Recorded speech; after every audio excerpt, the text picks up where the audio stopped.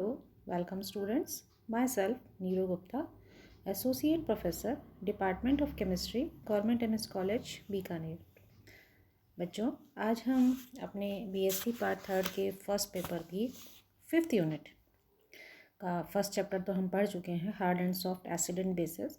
आज हम उसका सेकंड चैप्टर स्टार्ट कर रहे हैं और हमारा सेकंड चैप्टर है सिलिकॉन्स एंड फॉस्फोजीन्स।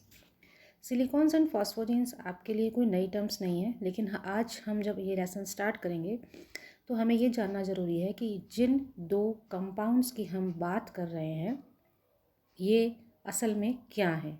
ये बहुलक हैं जिन्हें हम पॉलीमर्स कहते हैं, और पॉलीमर्स की सिंपल डेफिनेशन हमारे पास जो अवेलेबल है वो क्या है कि बहुत सारी सिंपल और सरल संरचना वाली यदि इकाई परस्पर संयोग करें, परस्पर उनमें कॉम्बिनेशन हो या वो जुड़ें, तो उनसे विशाल अणु जो बनता है उसे पॉलीमर या बहुलक कहते हैं। और जनरली हम पॉलीमर्स को दो प्रकारों में बांटते हैं, एक कार्बनिक यानी कि ऑर्गेनिक पॉलीमर्स और दूसरे अकार्बनिक यानी इनऑर्गेनिक पॉलीमर्स। कार्बनिक बहुलक क्या होते हैं? In the organic polymers, the backbone consists of carbon atoms linked together or separated by atoms such as oxygen and nitrogen। यानी कि जब किसी बहुलक में पुनरावृत्ति करने वाली इकाई के सरल रूप में कार्बन उपस्थित होता है तो उन्हें कार्बनिक बहुलक कहते हैं। और इनकी केंद्रीय श्रृंखला, जैसा हमने कहा कि वो कार्बनिक परमाणुओं से बनी होती है, और जनरली ये आपस में जब लिंक होते हैं तो सेपरेशन के लिए ऑक्सीजन या नाइट्रोजन एटम भी उपस्थित होते हैं। Inorganic based polymers provide a combination of useful properties.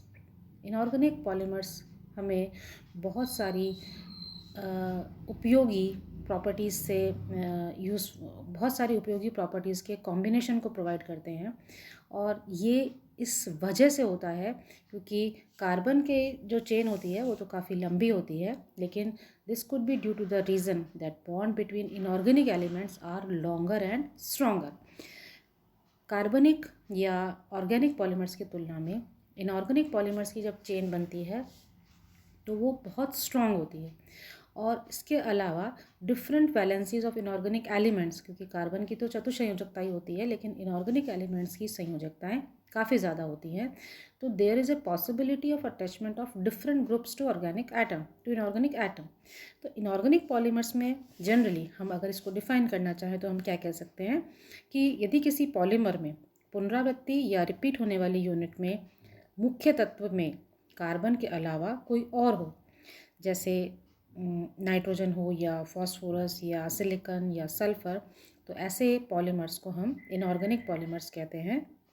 और इनकी डेफिनेशन भी हम यहाँ पर मेंशन करना चाहेंगे, वो ये कि यदि कार्बन के अतिरिक्त दूसरे एलिमेंट्स या दूसरे तत्वों के परमाणुओं से बनी हुई बहुत सारी इकाइयाँ आपस में कोवेलेंट बॉन्ड से जुड़कर एक बड़ा या वृहद अणु बनाए जो पिघलने पर अथवा विलयन में जाने पर भी उसी रूप में बना रहे, तो ऐसे मैक्रोमोलिक्यूल्स को या वृहद अणुओं को इनऑर्गेनिक पॉलीमर्स कहते हैं।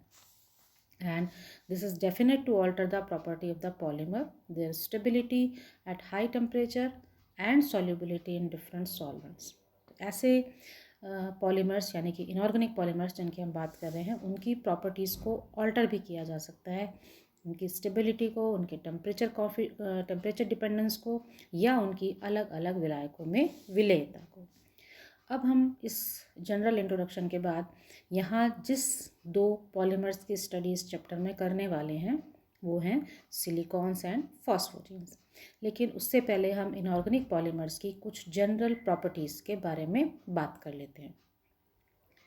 इनऑर्गेनिक पॉलीमर्स जनरली कई प्रकार के होते हैं, और वर्गीकरण अगर हम इसका करें तो मुख्य रूप से दो भागों में इन्हें बांटा जाता है। हम उसको डिटेल में नहीं पढ़ेंगे, पर मैं आपको हेडलाइंस यहाँ पर बोल देती हूँ कि इनऑर्गेनिक पॉलीमर्स जनरली जो मेन दो क्लासिफिकेशन के आधार हैं वो है होमोएटॉमिक और हेटेरोएटॉमिक। होमोएटॉमिक यानी कि बहुलक श्रृंखला का जो बैकबोन है उसमें केवल एक ही प्रकार का परमाणु विद्यमान होता है। तो ऐसे बहुलक को समपरमाणविक या होमोएटॉमिक कहते हैं। और यदि श्रृंखला में बैकबोन में एक से अधिक प्रकार के परमाणु होते हैं तो ऐसे परमाणु बहुलक को, ऐसे पॉलीमर को विषम परमाणु या हेटेरोएटॉमिक पॉलीमर्स कहा जाता है, जिसमें बहुत तरह के पॉलीमर्स इस आधार पर बांटे गए हैं। कुछ में लीनियर पॉलीमर्स आते हैं, 2 डायमेंशनल पॉलीमर्स आते हैं, 3 डायमेंशनल आते हैं, क्रॉस लिंक पॉलीमर आते हैं, पॉलीमर्स कंटेनिंग नेटवर्क आता है, ऑर्गेनो एलिमेंटल पॉलीमर्स आते हैं, कोऑर्डिनेशन पॉलीमर्स आते हैं। तो ये अलग अलग प्रकार हैं पॉलीमर्स के, इनऑर्गेनिक पॉलीमर्स में, जिनको हम इंक्लूड करते हैं। अब हम कुछ जनरल प्रॉपर्टीज़ यानी कि ऐसे कुछ गुण जो कि इनऑर्गेनिक पॉलीमर्स में हमें देखने मिलते हैं, उनकी यहाँ पर पॉइंट वाइज स्टडी कर लेते हैं। Number 1, with some exceptions, inorganic polymers do not burn. They soften or melt at high temperature. अकार्बनिक बहुलक कुछ अपवादों को छोड़कर नहीं बर्न होते या ज्वलन नहीं, उनमें आग नहीं लगती। या तो वो गर्म करने पर या उच्च ताप पर मेल्ट हो जाएंगे या नरम हो जाते हैं।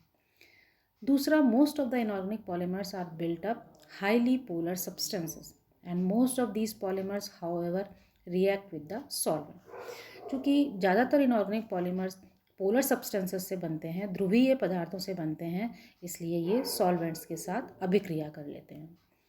तीसरे बिंदु में, inorganic polymers having cross linked structure with a high density of covalent bonds are generally stiffer and harder than organic polymers. Inorganic polymers में क्रॉस लिंक बंधन पाया जाता है और क्रॉस लिंक संरचनाएं होती हैं उनकी, जिसमें कोवेलेंट बॉन्ड्स बहुत हाई डेंस फॉर्म में हमें मिलते हैं। इसलिए ऑर्गेनिक पॉलीमर्स की तुलना में ये हार्ड और स्टिफ होते हैं, यानी कि रिजिड होते हैं। The chain segment between cross link polymers having cross linked structure are usually short. इनकी क्रॉस लिंक पॉलीमर्स में जो चेन स्ट्रक्चर होती है, चेन सेगमेंट होता है, वो यूजुअली जनरली छोटा होता है। And these structures are not flexible enough to permit interaction of solvent molecule. और ये स्ट्रक्चर्स सॉल्वेंट मॉलिक्यूल के साथ इंटरेक्शन के लिए फ्लेक्सिबल या नर्म नहीं होती। Inorganic polymers are less ductile, यानी कि ऑर्गेनिक पॉलीमर्स की तुलना में अकार्बनिक बहुलक कम तन्य होते हैं, लेकिन ये हार्ड होते हैं, स्ट्रॉन्ग होते हैं और ब्रिटल होते हैं। इनऑर्गेनिक पॉलीमर्स जनरली हमें प्योर क्रिस्टलाइन फॉर्म में मिलते हैं, इसके अलावा इनकी अमॉर्फस फॉर्म भी हमें उपलब्ध होती है। अब इसमें बहुत सारे अपवाद हैं, बहुत सारी प्रक्रियाएं हैं, बहुत सारे ऐसे गुण हैं जहां हम ऑर्गेनिक या कार्बनिक बहुलकों के साथ इनकी तुलना कर सकते हैं। तो इन शॉर्ट मैं आपको कुछ पॉइंट्स बोल देती हूँ, आप उन पॉइंट्स को सिर्फ याद रख लें। तुलना के रूप में हमें जो मुख्य बिंदु अकार्बनिक और कार्बनिक बहुलकों के बारे में मिलते हैं वो है उनकी बैकबोन स्ट्रक्चर, उनकी स्ट्रक्चर, उनमें बॉन्डिंग, नेचर ऑफ बॉन्डिंग, उनके पार्टिकल्स की नेचर, उनका व्यवहार, उनमें हाइड्रोजन बंध, उनकी सॉल्युबिलिटी, उनकी प्रकृति, उनकी हार्डनेस और उनका मेल्टिंग और बॉइलिंग पॉइंट। ये सारे पॉइंट्स जो हमने बोले हैं ये इनऑर्गेनिक पॉलीमर्स में देखने मिलते हैं और उसके आधार पर हम इन्हें कार्बनिक बहुलक यानी कि ऑर्गेनिक पॉलीमर्स से डिफ़र कर सकते हैं। अब हम अपने इनऑर्गेनिक पॉलीमर्स में जो पहला पॉइंट है, हमारा पहला पॉलीमर है जिसके बारे में हम बात करेंगे, वो हैं सिलिकॉन्स। सिलिकॉन्स कार्बन, सिलिकॉन और ऑक्सीजन के बने हुए बहुलक हैं, पॉलीमर हैं, जिन्हें हम सिलिकॉन्स कहते हैं। ये न्यूट्रल मॉलिक्यूल्स होते हैं और इनकी संरचना में सिलिकॉन तथा ऑक्सीजन एकांतर क्रम यानी कि ऑल्टरनेट रूप में, या तो रिंग रूप में, या तो चेन रूप में, या नेटवर्क के रूप में पाए जाते हैं और लिटरली इनके साथ ऑर्गेनिक ग्रुप जुड़ा होता है। इन्हें हम पॉलीमेरिक ऑर्गेनोसिलिकॉन डेरिवेटिव्स भी कहते हैं या पॉलीसिलॉक्सेन भी कहते हैं।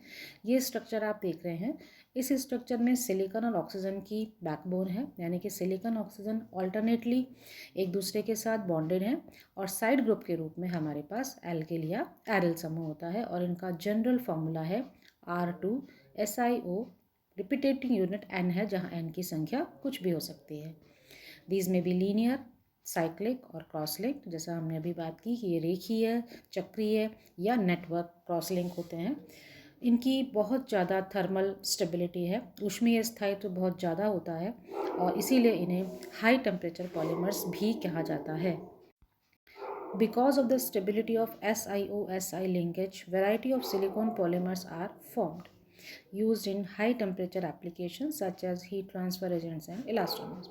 क्योंकि इस बॉन्ड की, इस लिंकेज की स्टेबिलिटी बहुत ज़्यादा है, इसलिए सिलिकॉन्स को हाई टेम्परेचर एप्लीकेशंस पर, यानी कि उच्च ताप की जितनी भी अभिक्रियाएँ या एप्लीकेशंस उपयोग हैं वहाँ इनको इस्तेमाल किया जाता है। अब हम सिलिकॉन्स का नॉमेनक्लेचर या उनका नामकरण कैसे करते हैं। IUPAC सिस्टम को जब फॉलो किया गया तो बेसिक यूनिट है SiH4, जिसे हम सिलेन या जैसे मीथेन के से आप रिजेंबल करती है उसको माना गया है। A molecule containing Si atom, that is H3CSI, SiH3 is called disilane. इसी तरह से ट्राइसिलेन है एंड सो ऑन।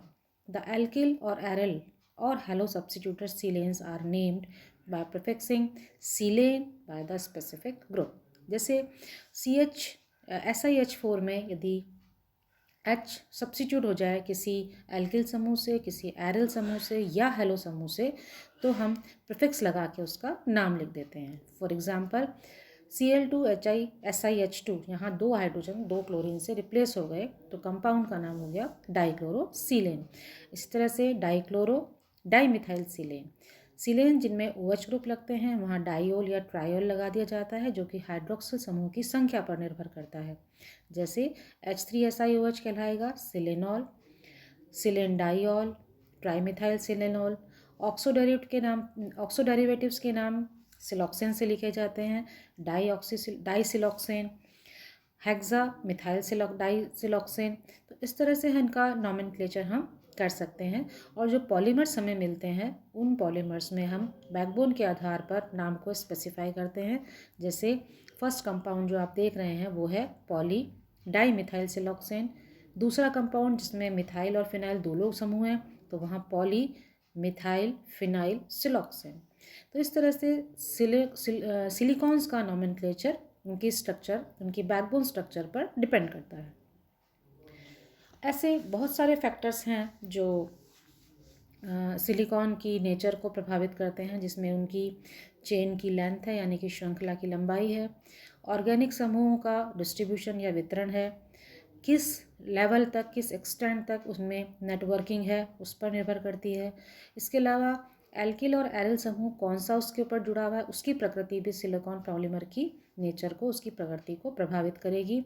और इसके साथ ही type and proportion of the structural unit, किस प्रकार की संरचनात्मक इकाई है और उसका कितना अनुपात है, ये भी सिलिकॉन पॉलीमर की प्रकृति को प्रभावित करता है।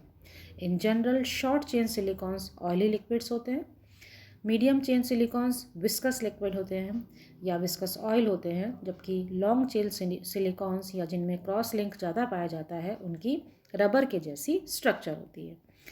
इसके अलावा मैं आपको यहाँ 2-3 बातें और शेयर करना चाहूँगी। सिलिकॉन जैसा हमने कहा कि उनको हम अगर क्लासीफाई करें तो हम 3 प्रकार से कर सकते हैं, ओपन चेन, रिंग स्ट्रक्चर या क्रॉस बॉन्डिंग स्ट्रक्चर्स। तो इन स्ट्रक्चर्स को अभी हम जब नेक्स्ट अपना लेक्चर पढ़ेंगे तो हम इनको और डिटेल में देखेंगे किस तरह से इनको बनाया जाता है, क्या इनकी स्ट्रक्चर हमें एक्सप्लेन करती है। तो ये हम अगले लेक्चर में कंटिन्यू करेंगे। और आज के इस लेक्चर में कुछ 2-3 चीज़ें जो मैं आपको इस स्लाइड्स में नहीं दे पाई हूँ वो आप अपनी टेक्स्ट बुक को रेफ़र करें। और टेक्स्ट बुक में एक मेन टॉपिक जो आपको उसमें से देखना है वो है classification of silicones, classification of inorganic polymers and as well as the differentiation between organic and inorganic polymer, यानी कि अकार्बनिक बहुलकों का वर्गीकरण तथा कार्बनिक और अकार्बनिक बहुलकों में अंतर। As a part of your syllabus ये आपके सिलेबस में मेंशन नहीं है, लेकिन चूँकि सभी बुक्स में इसे इनिशियल एक इंट्रोडक्शन के रूप में दिया गया है, तो वो इंट्रोडक्शन चूँकि उसमें समझाने जैसा कुछ अधिक नहीं था इसलिए मैंने उसको इन स्लाइड्स में इंक्लूड नहीं किया है। लेकिन जब आप टेक्स्ट बुक रेफ़र करेंगे तो आप उस टॉपिक को पढ़ेंगे ज़रूर। नेक्स्ट लेक्चर में हम सिलिकॉन्स की प्रिपरेशन के बारे में बात करेंगे। Until then, thanks.